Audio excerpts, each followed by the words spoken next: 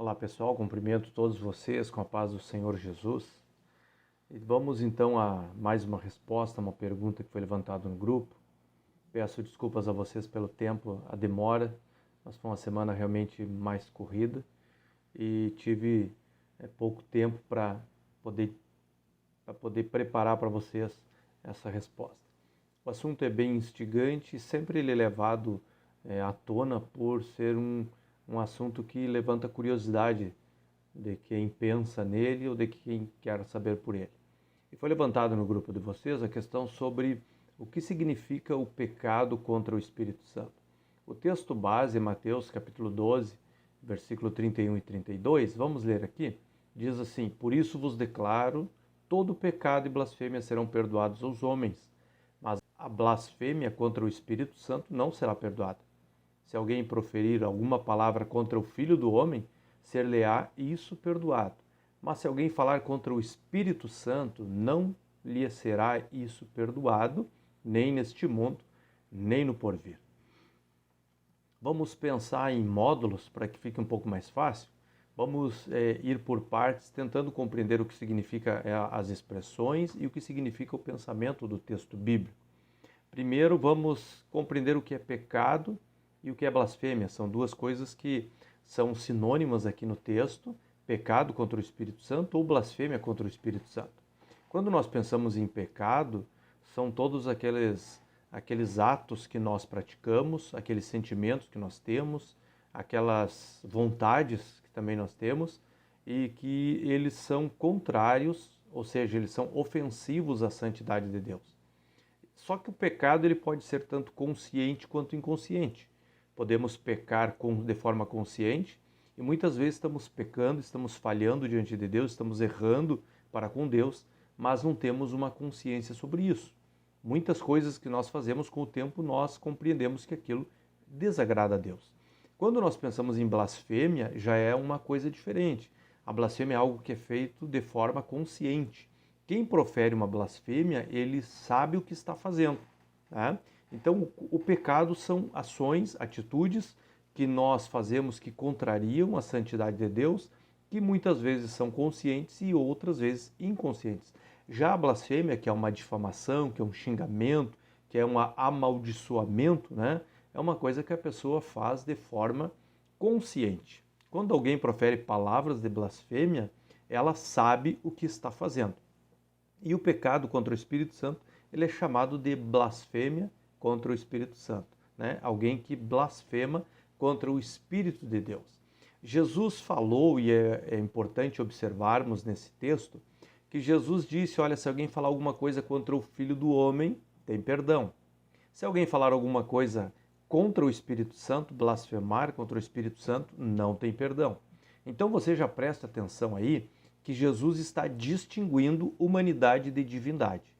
Se alguém falasse alguma coisa contra o Filho do Homem, o Jesus homem, haveria perdão.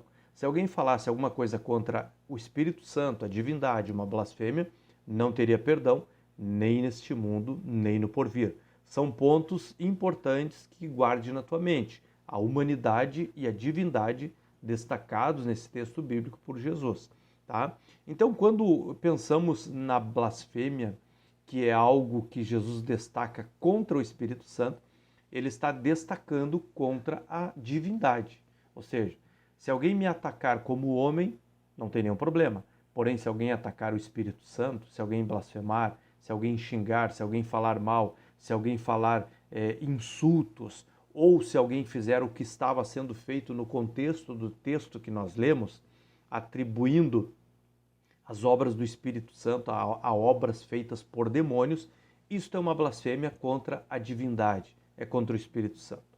Uma coisa que talvez você não saiba, vamos pular para um segundo módulo, uma coisa que talvez você não se deu conta ainda, esse pecado não é uma novidade, tá bem? E não é nem a última vez que vai acontecer este pecado sem perdão. Porque a grande questão que é levantada na blasfêmia contra o Espírito Santo não é o pecado em si, mas é o resultado por este pecado. As pessoas se preocupam porque sabem que não tem perdão. Quem comete este pecado não tem um tempo, um meio, uma forma de alcançar misericórdia. Só que isso não é novidade, não é uma exclusividade do nosso tempo. Se você ler o Antigo Testamento, você vai ver que já havia lá no Antigo Testamento definido pecado sem perdão.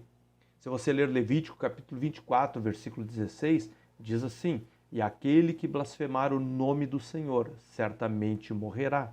Toda a congregação certamente o apedrejará, assim o estrangeiro como o natural, blasfemando o nome do Senhor, será morto. Anote aí, Levítico 24:16. Anote também Números, capítulo 15, versículos 27 até o 31. Vou ler só o 31 para que vocês compreendam. O 31 diz assim: pois desprezou a palavra do Senhor e anulou o seu mandamento. Totalmente será extirpada aquela pessoa, a sua iniquidade será sobre ela. Anote aí e leia o texto na sua Bíblia, Números 15, 27 a 31. O versículo 31 diz que quem blasfemasse o nome do Senhor, e aqui não estamos falando do Espírito Santo, mas estamos falando da pessoa que no Antigo Testamento era revelada, a pessoa do Pai. Quem blasfemasse contra o Pai também seria morto. Aqui o Números 31, 15 e 31 diz que essa pessoa seria totalmente extirpada. E preste atenção, a sua iniquidade será sobre ela. Isso fica muito claro, qualquer um que morrer com sua iniquidade sobre si, não tem perdão.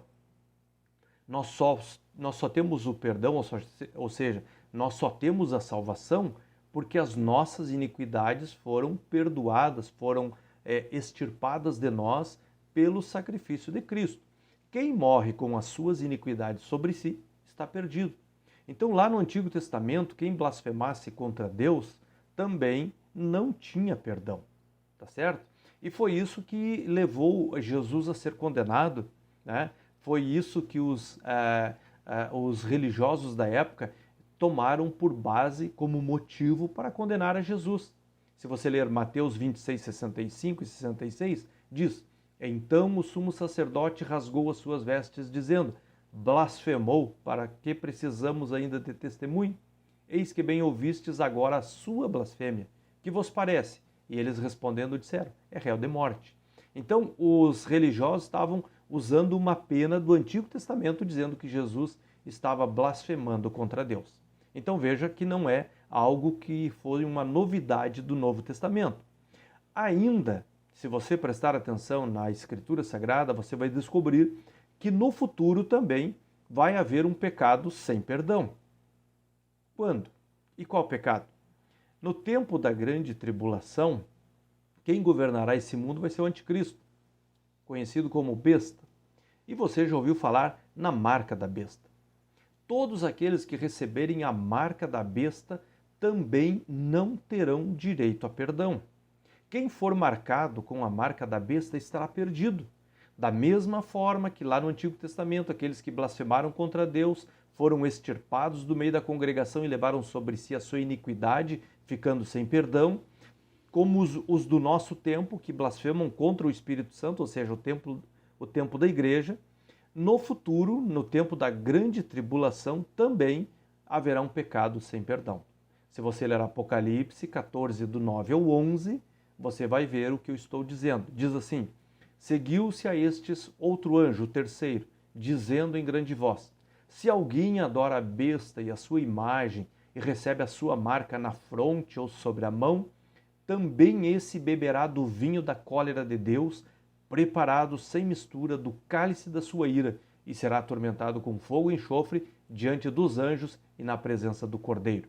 A fumaça do seu tormento sobe pelos séculos dos séculos e não tem descanso algum, nem de dia, nem de noite, os adoradores da besta e da sua imagem e quem quer que receba a marca do seu nome.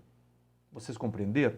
Então o pecado imperdoável, ele estava presente no Antigo Testamento, está presente no nosso tempo e também estará presente num tempo futuro, quando a igreja não estará mais aqui na terra.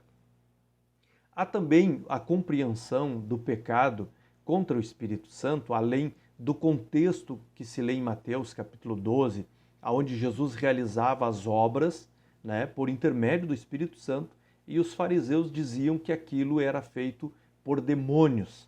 Tá? E os fariseus, eles sabiam, eles eram conscientes de que aquilo que Jesus fazia era obra de Deus, porque homem nenhum poderia fazer o que Jesus fazia. E há o testemunho no Novo Testamento de que eles tinham consciência disso. João, capítulo 3, versículo 2, tem o testemunho de Zaqueu. Diz, e este foi ter de noite com Jesus e disse-lhe, Rabi, bem sabemos que és mestre vindo de Deus, porque ninguém pode fazer estes sinais que tu fazes se Deus não for com ele. Nicodemos fazia parte daquele grupo. Então eles sabiam que os sinais que Jesus fazia, só alguém da parte de Deus poderia fazer. Capítulo 9, versículo 31 ainda de João, quando um cego de nascença é curado e os fariseus mais uma vez tentavam atribuir aquela obra a uma obra maligna, ele disse, o homem que havia sido curado, ora, nós sabemos que Deus não ouve pecadores. Se Jesus fosse um pecador, não curaria ele. E o cego continuou dizendo, mas se alguém é temente a Deus e faz a sua vontade, a esse ouve. Ele disse, a esse Deus ouve. Então eles sabiam que Jesus agia da parte de Deus, motivado, movido pelo Espírito Santo. Mas eles diziam que aquilo que ele fazia eram obras procedentes de espíritos malignos. Isso era uma blasfêmia, tá certo?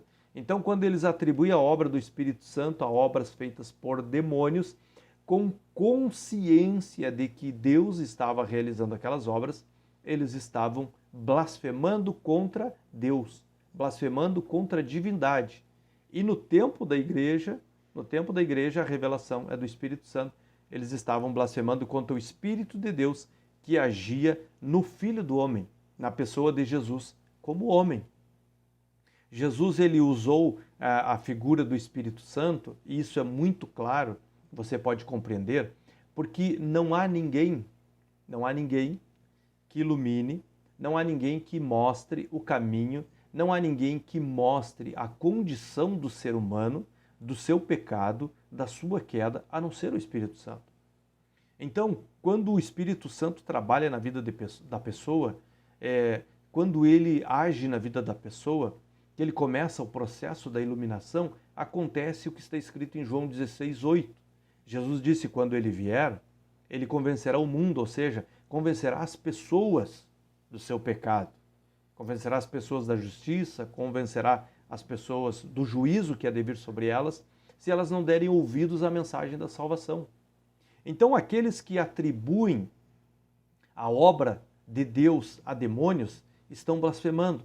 E aqueles que rejeitam de forma consciente o chamado de Deus, a obra de Deus, o convencimento do Espírito Santo, da mesma forma estão pecando, estão blasfemando. Por quê? Porque é somente o Espírito Santo que os guia ao arrependimento.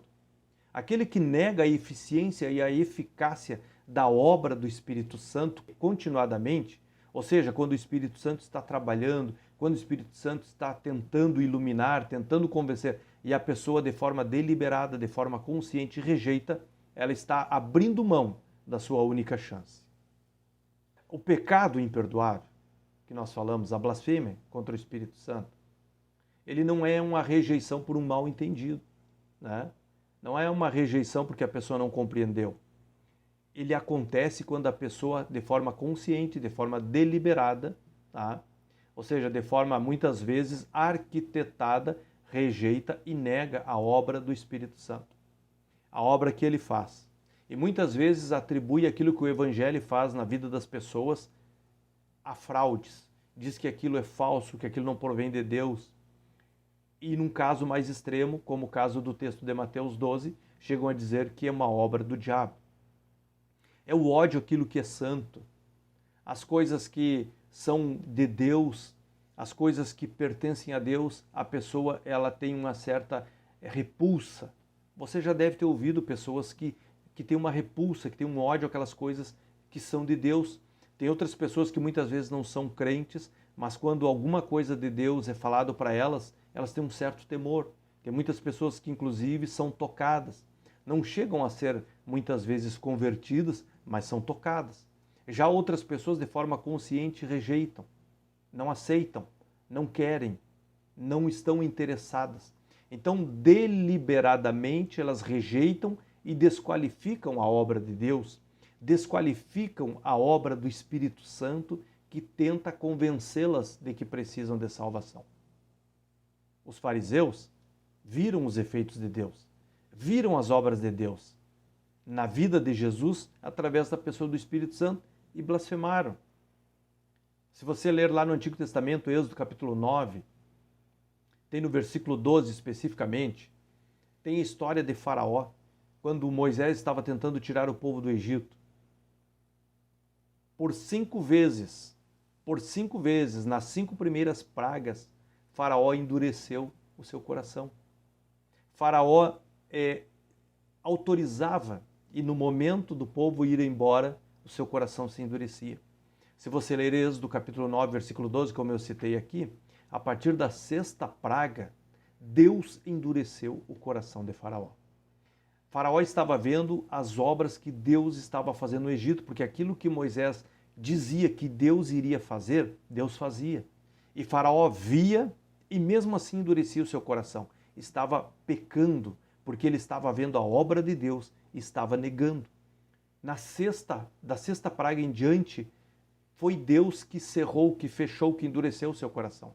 E se você ler até o final, as próximas pragas que virão, você vai ver que Deus manteve o coração de Faraó endurecido. Mesmo que ele quisesse buscar um arrependimento, não tinha mais volta. Por quê? Porque ele havia jogado fora as oportunidades que ele tinha.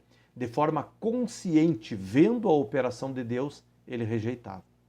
E a Bíblia, inclusive, nos ensina sobre isso, sobre aqueles que de forma consciente e deliberada rejeitam. Eu vou ler para que você compreenda. Tito, capítulo 3, versículo 10 diz: quanto àquele que provoca divisões, adverte-o uma primeira e ainda segunda vez. Depois disso, rejeita-o. Isso escrito por Paulo a Tito. Tá? Mas tem outro ainda que diz assim: ao homem herege, depois de uma ou outra demonstração, evitam. É uma tradução mais direta de Tito, capítulo 3, versículo 10. Ao homem herege, depois de uma ou outra demonstração, evitam. Então a própria Bíblia diz e nos mostra que muitas pessoas deliberadamente optam por não reconhecer, por não aceitar e por não querer ver o que Deus tem feito. Elas sabem que procede de Deus, mas elas negam. Elas sabem que procede de Deus, mas elas muitas vezes atribuem a fraude, atribuem a charlatanismo e atribuem até mesmo a demônios, como é o caso de Mateus, capítulo 12. Um próximo passo no nosso pensamento, para que a gente possa concluir esta resposta, a imperdoabilidade, ou seja, o fato de não haver mais perdão para o pecado, para a blasfêmia contra o Espírito Santo, não é porque ele é um pecado maior que os outros, mas é porque exatamente contra aquele que convence do pecado. Então, se a pessoa rejeita a obra do Espírito Santo, ela endurece o coração dela para o Espírito Santo, quem vai convencê-la? Ela se priva da única chance, da única possibilidade de perdão que tem. Tá certo? Então não é porque seja um pecado maior ou pior que os outros, é porque é um pecado onde a própria pessoa fecha a porta para a sua salvação. Tem uma expressão no texto que eu só quero destacar para vocês, que diz que a pessoa não tem perdão nem no século presente e nem no futuro.